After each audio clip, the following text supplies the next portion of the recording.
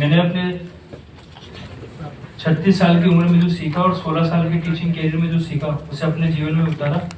उसी का उदाहरण है कि मैंने बिना बातें करे विज्ञान जैसे विषय को इतने गंभीर अंदाज में और गंभीर होकर पढ़ाता गया।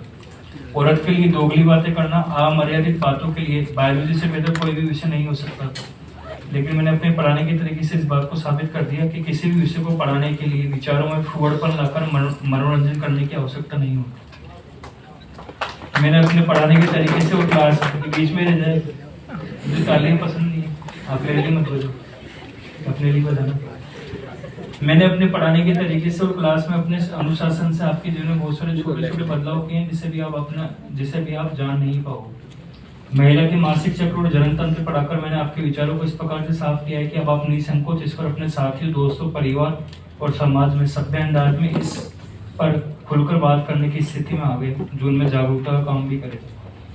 मेरे 2 घंटे क्लास में बोर्ड का इस्तेमाल करने की कला, 2 घंटे के समय को इस्तेमाल करने की कला, पढ़ाने के लिए मेरा डेडिकेशन, साइंस जैसी रोचक चीज को इस गहराई से समझने की कला। अगर आप इसमें आनंद ढूंढते और इसका मनोरंजन उठाते तो इससे ज़्यादा आनंदित करने वाला कुछ भी नहीं था। साथ ही आपके जीवन में बदलाव भी ला सकता था।